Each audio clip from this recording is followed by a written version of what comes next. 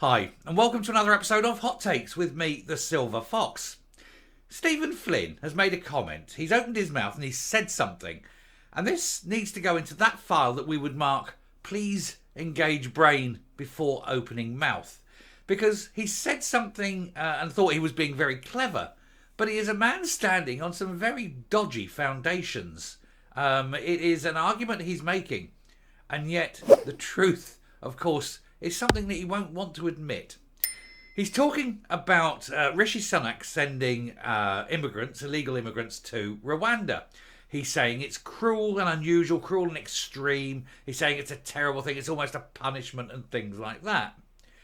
And I think that is a bit rich, coming from a man whose party is in control of Scotland and whose own prison service is massively overpopulated, who are still using Victorian prisons described as being ill used for purpose and shouldn't be used, who's in fact so bad, whose prison service is so bad that the Republic of Ireland refused to extradite a criminal to Scotland because they deemed the Scottish prison service was so bad it would be tantamount to torture. Let's have a look. So Stephen Flynn attacks Rishi Sunak over cruel and extremist Rwanda plan for illegal immigrants. The SNP Westminster leader accused the Prime Minister of seeking to weaponise some of the most vulnerable. Well, what would he suggest? Is he willing to take all these young men of fighting age who have no identification, we don't know their history, we don't know who they are, we don't know why they're coming, they have no skills, no discernible skills or education. They've got nothing that they can maintain themselves with. They will be a drain on the public funds. There'll be a drain on our resources. We don't have enough places to house and feed our own people without bringing in these illegals. And yet he says returning them or doing something with them, other than totally accepting them into society, is cruel and extreme. Well, let's go and put them all in his house. Let's let him show us the way. Let's send all of these people to Stephen Flynn's house and tell him that he has to deal with it. These people, they call for open borders, but you go to their houses and they've got front doors and they've got fences. You have to wonder why all of a sudden borders are good for them, but not good enough for everyone else. Stephen Flynn has claimed Rishi Sunak's Rwanda bill is straight out of the cruel and callous right-wing extremist playgroup. Actually, no, it really isn't. What is cruel and callous is forcing these people onto boats in France to go across so that the people pushing them can make money. If you close that down, they won't do it, and lives are saved unless cruelty occurs. And why, of course, are we not letting them? Why are we letting them in at all? They're coming from France. France should be stopping them at the French border. France are just pushing them through to us. I would say that's possibly an act of war. France, are weaponising them.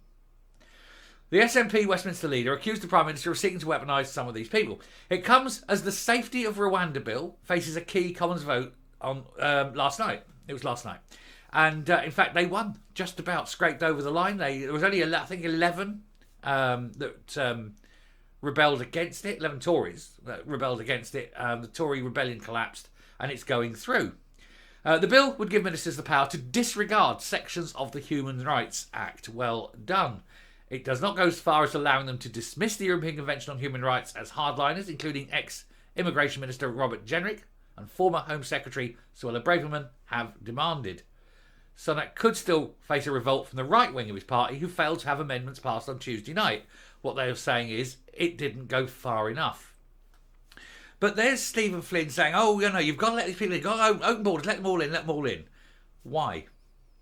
Will he be paying for them? Does he expect the taxpayers to pay for them? What are we going to do with them? They're unemployable. And how do we know what these people are? Are they murderers? Are they the people that do awful things to children? Are they tourists? We don't know. They're undocumented. No one undocumented should come in. How can Cuba, effectively a third world country, have a better border force and immigration system than us? Nobody should be coming in unless they are fully documented.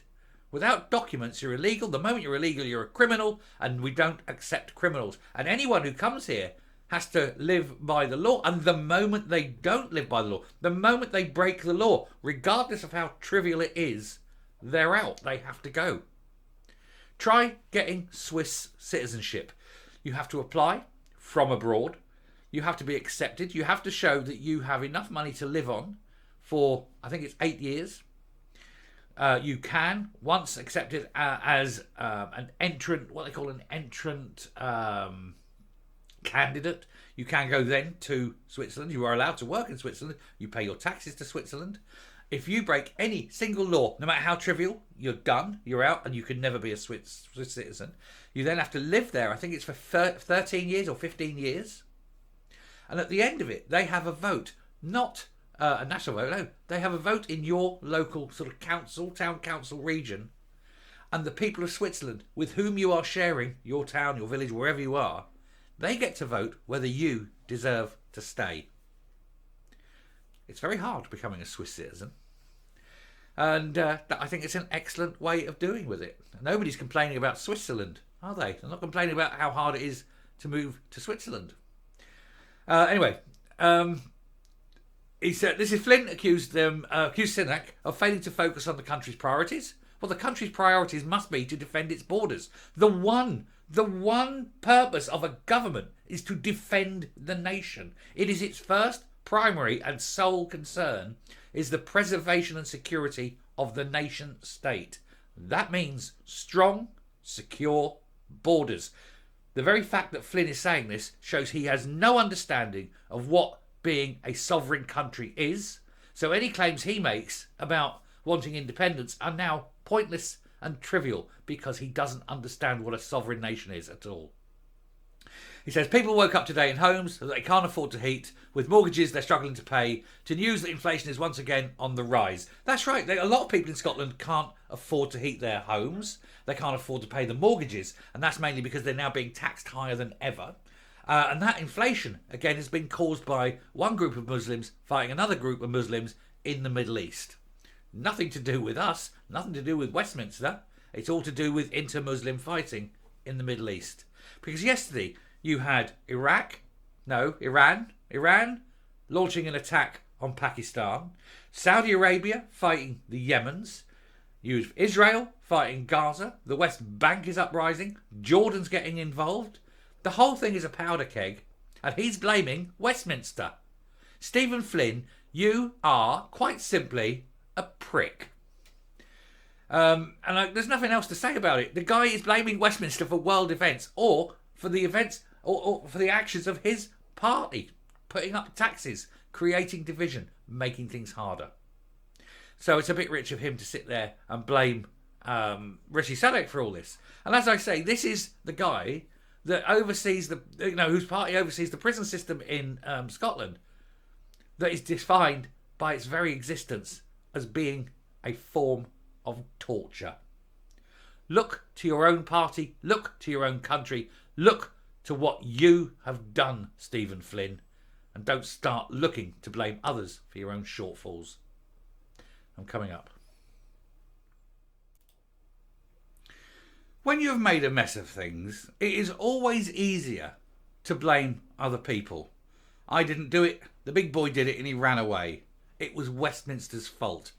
These two excuses are one and the same, and it's always the excuse that the likes of Beryl will give, because he daren't stand up and face the fact that the SNP is causing a lot of the problems, and that there are things beyond the control of Westminster. He doesn't like to accept that. Everything that goes wrong, he likes to blame on Westminster. It's not Westminster that are still operating Victorian jails, and who, trying to build a jail, put the price up from 100 to 400 million pounds, and where it was supposed to be finished in 2025, and yet not one brick has been laid. That's efficiency for you, isn't it, Mr. Flynn? Stop blaming other people, and if you're that concerned about immigration, please go and accept a few immigrants to live in your house, and you pay for them. Thank you very much for watching. Do please hit the subscribe button, ring the bell, leave a like, leave a comment. Please share the video. Till next time, stay safe, stay well, and remember, Stephen Flynn truly is a prick. Bye.